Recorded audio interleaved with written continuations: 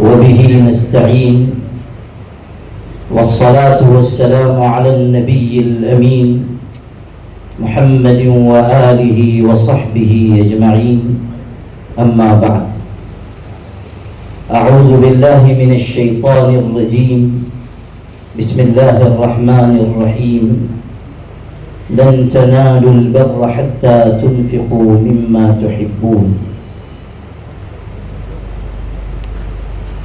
صدر عالی قدر حضرت مولانا خالد سیف اللہ رحمانی صاحب دامت برکاتہم، بورڈ کے معزز جنرل سیکریٹری حضرت مولانا شاہ محمد فضل الرحیم مجددی صاحب، مشہور عالم ربانی اور رکن مجلس عاملہ بورڈ حضرت مولانا خلیل الرحمان سجاد نعمانی صاحب، بورڈ کے لیگل سیل کے ذمہ دار جناب یوسف حاتم مچھالہ صاحب، دیگر ارکان بورڈ، اس اجلاس کے کنوینر حضرت مولانا محمود خان دریابادی اور آپ تمام شرکائے مجلس،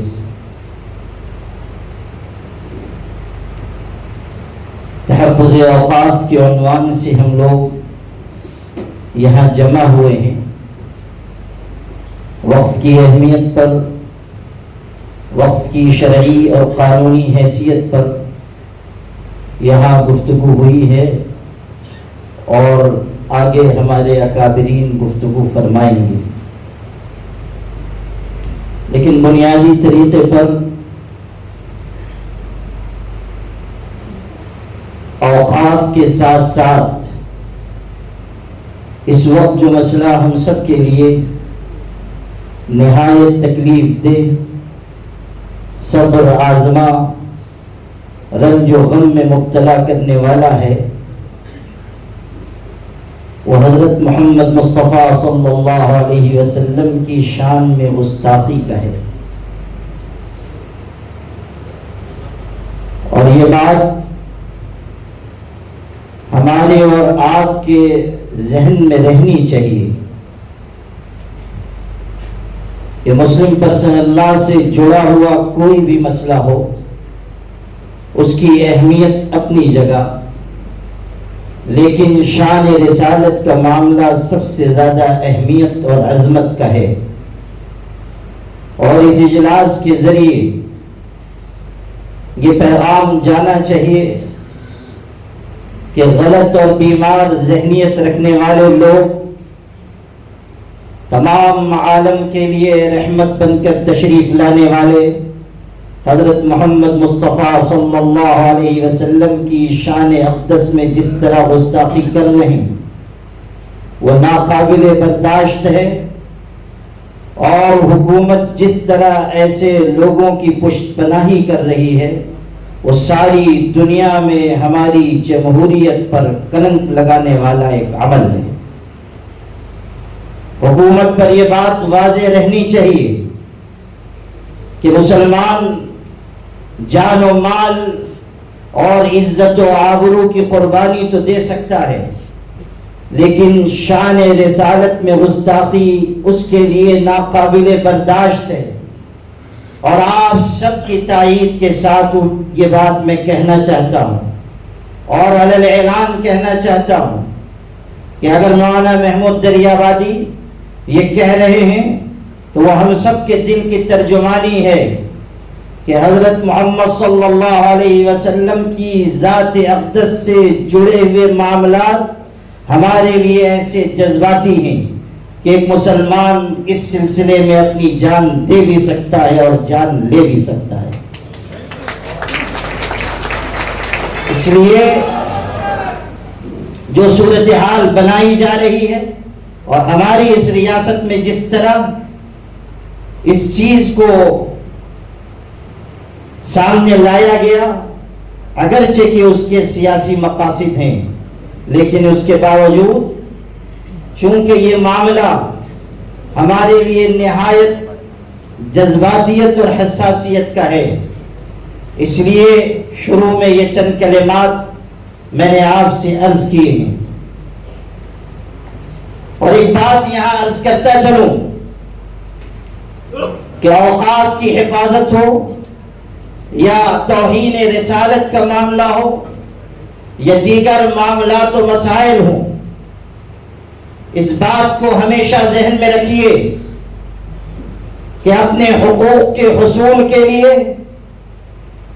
اور اوقاف کی حفاظت کے لیے، اپنے معتقدات کی حفاظت کے لیے ہم کو اور آپ کو ہر وقت ہوشیار، بیدار اور تیار رہنا چاہیے۔ خوف اور ہراس کے ساتھ جینے والی قومیں نہ دنیا میں سرخرو ہو سکتی ہیں، نہ اپنی زندگی کامیابی کے ساتھ گزار سکتی ہیں۔ آل انڈیا مسلم پرسنل لا بورڈ کے جنرل سیکریٹری اور اس کے بانی حضرت مولانا سید شاہ منت اللہ رحمانی رحمت اللہ علیہ ایک بات بہت زور دے کر فرمایا کرتے تھے، اور وہ ایک قائد کی بات تھے جو ہمارے دلوں پر نقش ہونی چاہیے۔ وہ فرماتے تھے کہ دنیا میں کوئی بھی مطالبہ عام طریقے پر اس وجہ سے نہیں مانا جاتا کہ وہ مطالبہ کتنا معقول ہے یا کتنا غیر معقول۔ دنیا یہ دیکھتی ہے کہ کس مطالبے کے پیچھے افراد کی کتنی قوت کھڑی ہوئی ہے۔ دنیا یہ دیکھتی ہے کہ مطالبے کو منوانے کی صلاحیت مطالبہ کرنے والوں کے اندر ہے یا نہیں۔ ہم کو اور آپ کو اس ملک میں اگر عزت اور سرفرازی کے ساتھ جینا ہے تو ہمیں بتانا ہوگا کہ ہم اپنے حقوق کے حصول کے لیے زندہ ہیں، اور ہم اپنے حقوق کے حصول کے لیے ہر وقت قربانی دینے کے لیے تیار ہیں۔ اگر آپ نے یہ احساس دلایا تو حقوق آپ کو ملیں گے، اور اگر آپ نے خوف کا راستہ اپنایا، بزدلی کا راستہ اپنایا، تو پھر دنیا کی کوئی طاقت آپ کو آپ کا حق نہیں دلا سکتی ہے۔ تحفظ اوقاف کے سلسلے میں یہ بات ذہن میں آپ کے رہے کہ وقف خالص مذہبی اور شرعی معاملہ ہے، اور وقف قرآن مجید کی آیات اور ہمارے حضرت نبی کریم صلی اللہ علیہ وسلم کی روایات کے ساتھ جڑا ہوا ہے۔ قرآن مجید نے اللہ کی راہ میں خرچ کرنے کی ترغیب دی اور فرمایا لن تنالوا البر حتى تنفقوا مما تحبون۔ اللہ کی راہ میں اپنی پسندیدہ چیزیں خرچ کرو۔ کہا گیا وَأَنفِقُوا مِمَّا رَزَقْنَاكُمْ مِن قَبْلِ أَن يَأْتِيَ أَحَدَكُمُ الْمَوْتُ، موت کے آنے سے پہلے پہلے اللہ کی راہ میں خرچ کرو اس میں سے جو ہم نے تم کو عطا کیا ہے۔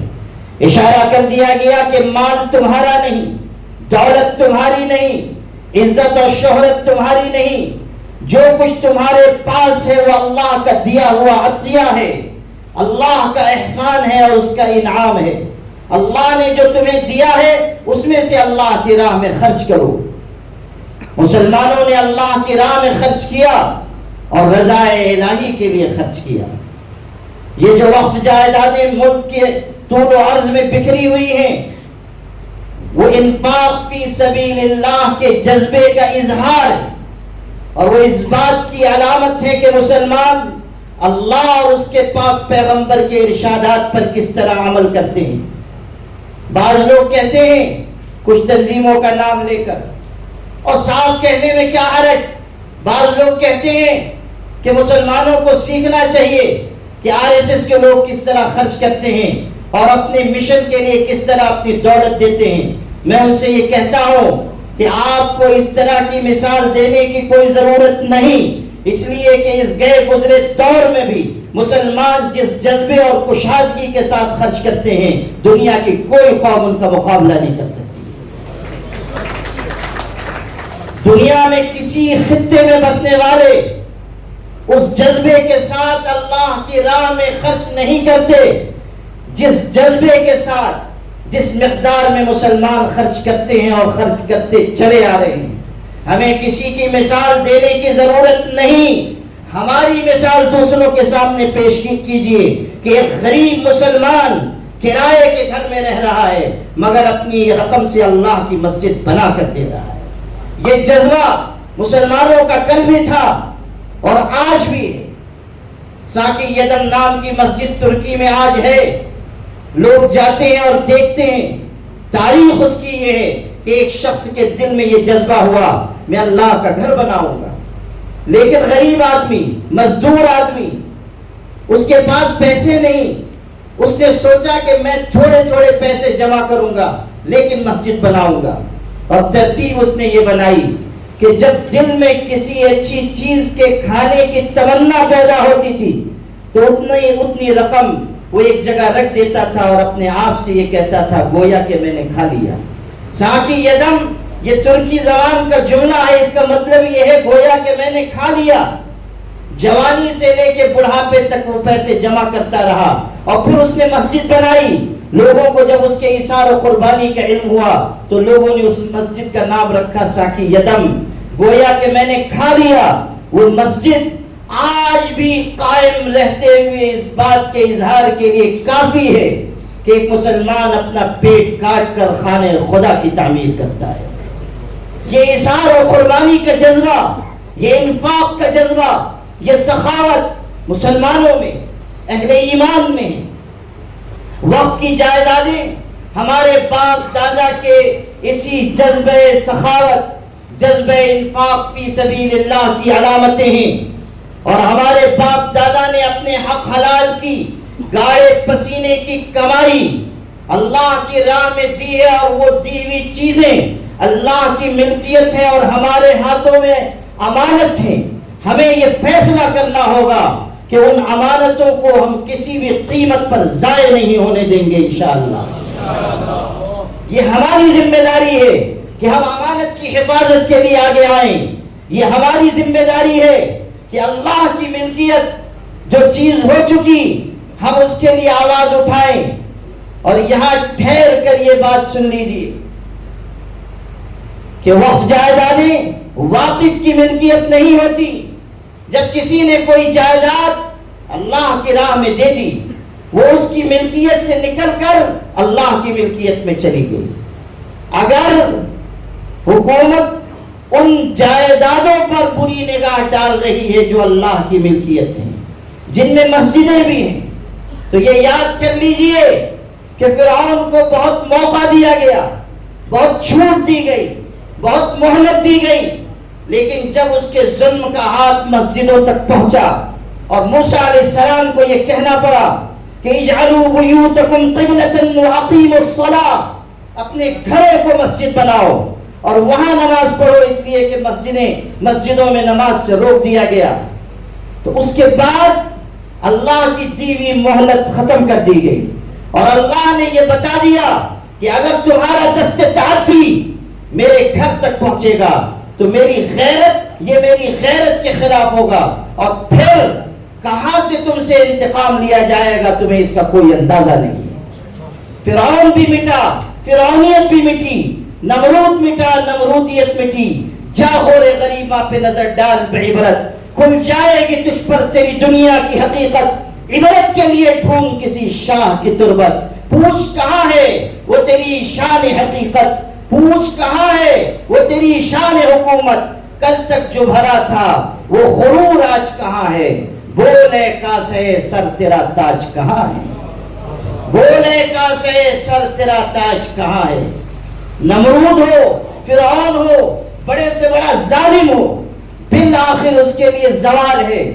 اور اسی تناظر میں عرض کر رہا ہوں کہ اگر اللہ کی ملکیت کے خلاف آپ آگے آئے ہیں تو سن لیجئے زوال آپ کا مقدر ہے، اور 4 ریاستوں میں ہونے والے الیکشن آپ کو بتائیں گے کہ اقتدار کے فیصلے زمین پر نہیں آسمان پر ہوا کرتے ہیں۔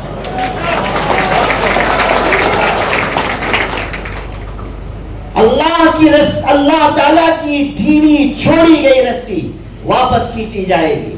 قرآن نے کہا وَأُمْلِي لَهُمْ إِنَّ كَيْدِي مَتِينٌ، میں ڈھیل تو دیتا ہوں مگر سمجھ لو کہ جب میری پکڑ آتی ہے تو وہ نہایت مضبوط ہوتی ہے۔ قرآن نے کہا إِنَّ بَطْشَ رَبِّكَ لَشَدِيدٌ، تیرے پروردگار کی پکڑ نہایت سخت ہے۔ کہ آپ نے قرآن میں نہ پڑھا ألم تر كيف فعل ربك بعاد إرم ذات العماد التي لم يخلق مثلها في البلاد وثمود الذين جابوا الصخر بالوادي وفرعون ذي الأوتاد الذين طغوا في البلاد فأكثروا فيها الفساد فصب عليهم ربك سوط عذاب. یہ قرآنی اعلان ہے جو ہمارے اور آپ کے دل پر نقش ہونا چاہیے. اس لیے میرے بھائیوں، تحفظ اوقاف کے سلسلے میں ہمیں اپنی ذمہ داری کا پورا احساس ہونا چاہیے اور اللہ کے وعدوں پر یقین کے ساتھ آگے بڑھنا چاہیے. All India Muslim personal law board نے JPC کو ای میل کے ذریعے جواب دینے کے لیے ملت اسلامیہ کو پکارا، اور آپ اس حقیقت کو دل میں جگا دیں کہ 15 دن کی قلیل مدت میں اگر 5 سے 6 کروڑ مسلمان ای میل کرتے ہیں تو یہ اس بات کا اظہار ہے کہ یہ ملت اسلامیہ کسی وقت سو تو سکتی ہے، مردہ نہیں ہو سکتی ہے. ابھی بھی اس میں زندگی اور تازگی باقی ہے، ابھی بھی اس میں اپنی قیادت پر اعتماد باقی ہے. اور یہ نہ سمجھیے، بعض لوگ کہنے والے کہتے ہیں، لکھنے والے لکھتے ہیں، اور آج کل تو سوشل میڈیا ہے. پہلے کوئی ایک آدھ مفکر اسلام بیچارہ پیدا ہو جاتا تھا. سوشل میڈیا کی برکت یہ ہے کہ جو پتھر ہٹائیے اس کے نیچے سے 1 درجن مفکر اسلام نکلتے ہیں. فیس بک پر لکھیے اور بن جائیے مفکر اسلام. تو بعض لوگ یہ کہہ رہے ہیں کہ اتنے ای میل بھیج دیے گئے، لوگ جشن منا رہے ہیں، کچھ ہونے والا نہیں ہے، اس سے کوئی فرق پڑنے والا نہیں ہے. آپ سے میں عرض کرتا ہوں، اس طرح کی باتوں پر توجہ نہ دیجیے. آپ کی یہ قیادت ناسمجھ اور نابالغ نہیں ہے. مثبت اور منفی چیزوں پر نگاہ رکھ کر فیصلے کیے جاتے ہیں، سوچ سمجھ کر فیصلے کیے جاتے ہیں. اور یہ قیادت وہ ہے جس کو نہ خریدا جا سکتا ہے نہ جس کو ڈرایا جا سکتا ہے. اگر یہ فیصلہ کیا گیا کہ ای میل کیا جائے گا تو سوچ سمجھ کر کیا گیا، اور اس کا فائدہ یہ ظاہر ہوا کہ حکومت پر بھی واضح ہو گیا کہ مسلمان اس سیاہ بل کو قبول نہیں کرے گا. اپوزیشن پارٹیز کو پتہ چل گیا کہ اس سیاہ بل کے خلاف مسلمان ہیں. جو الائنس پارٹیاں ہیں ان کو بھی پتہ چل گیا کہ اگر ہم اس سیاہ بل کی حمایت کریں گے تو وہ مسلمان جنہوں نے ہمیں تخت اقتدار تک پہنچایا ہے وہ ہمیں عرش سے نیچے فرش پر کھینچ کر لا سکتے ہیں. یہ پیغام جا چکا اور ایک طرح سے فضا سازی ہو چکی.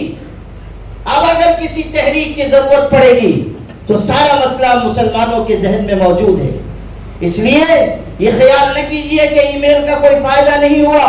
یہ ہم جانتے ہیں کہ JPC کس رخ پر جائے گی، یہ ہم جانتے ہیں کہ حکومت کے منشا کے مطابق کس رخ کو اختیار کیا جائے گا. لیکن آپ سے یہ عرض کرنا ہے کہ یہ ایک مرحلہ تھا. اگر خدا نخواستہ آگے اس بل کو من چاہے طریقے پر ہم پر مسلط کرنے کی کوشش کی گئی تو پھر کوئی فیصلہ ہو سکتا ہے سوچ سمجھ کر، بصیرت کے ساتھ، فراست مومنانہ کے ساتھ. اور اس وقت آپ کو بتانا ہوگا کہ آپ اپنی قیادت پر اس قدر اعتماد کرتے ہیں کہ اپنے حقوق کے حصول کے لیے آپ کسی حد تک جا سکتے ہیں. آپ کو اپنی زبان سے نہیں، اپنے گفتار سے نہیں، اپنے کردار سے ثابت کرنا ہوگا. لیکن میرے بھائی یہ بات ذہن میں رکھیے کہ کسی بھی اقدام کی راہ پر جانے سے پہلے 100 بار سوچ لیجئے کہ آپ کی قیادت کا اشارہ ہے یا نہیں. جوش میں آ کر کوئی قدم نہ اٹھائیے، جذباتیت کا دامن نہ تھامیے. اپنی قیادت پر بھروسہ کیجئے کہ جو راستہ قیادت بتائے گی وہی ہمارے لیے مناسب ہوگا، اسی راستے پر چلنا ہمارے لیے بہتر ہوگا. یہ نہیں کہ ہم کوئی فیصلہ کر لیں، کسی کے پیچھے چلنے لگ جائیں، کسی کی آواز پر لبیک کہیں. ہرگز نہیں. اس راستے پر نہ جائیے جو راستہ آپ کی ملت کے لیے نقصان کا راستہ ہو. اس راستے پر جائیے جو آپ کو سرخرو کر سکے، سر بلند کر سکے. اور یاد رکھیے اگر آپ قیادت پر اعتماد کر کے آگے بڑھیں گے. ابھی ہمارے یوسف حاتم مچھالہ صاحب، آج پہلا موقع تھا کہ میں نے ان کی زبان سے اتنے شعر سنے. اور وہ بھی ماشاءاللہ اتنے معیاری شعر، غالب کے بھی اقبال کے بھی۔ آج کل تو صورتحال یہ ہے کہ اقبال اور غالب کی جو اصل شاعری تھی وہ غائب ہے، جتنے فالتو شعر ہیں وہ سب اقبال اور غالب کے متھے لگا دیے گئے ہیں۔ اور صورتحال یہ ہے کہ ایک مصرع 3 انچ کا، دوسرا 7.5 انچ کا شعر ہے علامہ اقبال کا، لیکن انہوں نے بہت معیاری اشعار سنائے اور یہ بھی بتایا کہ مشکلات کا حل موجود ہے، اور اگر مشکلات نہ ہو تو زندگی دشوار ہوگی۔ میں بھی عرض کرتا ہوں کہ مسائل کیسے بھی ہوں تا قیامت رہ نہیں سکتے، یہ ظالم ظلم کی بن کر علامت رہ نہیں سکتے۔ جن کا عزم ہے کہ ہم کو چین سے جینے نہیں دیں گے، وہ جان لے کہ خود بھی سلامت رہ نہیں سکتے۔ اگر آپ اپنی قیادت پر اعتماد کے ساتھ اور آل انڈیا مسلم پرسنل لا بورڈ کی آواز پر لبیک کہتے ہوئے آگے بڑھیں گے تو انشاءاللہ ہر مسئلہ حل ہوگا، ہر دشواری دور ہوگی، ہر درد کی دوا ملے گی، ہر زخم کا مرہم ملے گا۔ یہ جو اجتماعیت کی قوت ہے، یہ جو اتحاد و اتفاق کی قوت ہے کہ ہمارے شیعہ عالم دین یہاں کھڑے ہو کر کہہ رہے ہیں کہ ہمارے عقائد جو بھی ہو، ملی مسائل کے لیے آدھی رات کو اگر آواز دی جائے گی تو ہم بورڈ کی آواز پر لبیک کہیں گے۔ یہ ہے اجتماعیت کی طاقت، یہ ہے وحدت کی طاقت۔ آپ نے بھی سنا ہمارے اہل حدیث عالم دین نے کس طرح کی گفتگو یہاں فرمائی ہے۔ آل انڈیا مسلم پرسنل لا بورڈ کے پاس جو قوت ہے وہ اجتماعیت کی، وحدت کی، آپ کے اعتماد کی، آپ کے بھروسے کی قوت ہے، اور یہ طاقت اتنی بڑی ہے کہ اس کے آگے بڑی سے بڑی قوتوں کو جھکنا پڑتا ہے۔ نور کی یہ ایک کرن ظلمات پہ بھاری ہوگی، رات تمہاری ہے تو کیا صبح ہماری ہوگی۔ حالات ایک جیسے نہیں رہیں گے۔ ہمیں تحفظ اوقاف کے سلسلے میں وہ لائن جو ہمارے بزرگ، ہمارے اکابر، ہماری قیادت بتائے اس پر چلنا ہے اور واضح کر دینا ہے حکومت پر کہ کسی بھی قیمت پر ہم اس سیاہ بل کو قبول نہیں کریں گے، اس لیے کہ اگر یہ قبول کر لیا گیا تو آپ کی ہر مسجد، ہر مدرسہ، ہر قبرستان، ہر عیدگاہ، ہر امام بارگاہ، ہر درگاہ معرض خطر میں آ جائے گی اور ظالموں کو اپنے دل کے پھپولے پھوڑنے کا موقع ملے گا۔ اس لیے ہمیں اس وقت ایک بنیادی اعلان کے ساتھ یہاں سے جانا ہے کہ چاہے زمین ادھر سے ادھر ہو جائے، بڑے سے بڑا کوئی انقلاب برپا ہو جائے، ہم کسی بھی قیمت پر اس سیاہ بل کو منظور نہیں کریں گے انشاءاللہ۔ وآخر دعوانا الحمد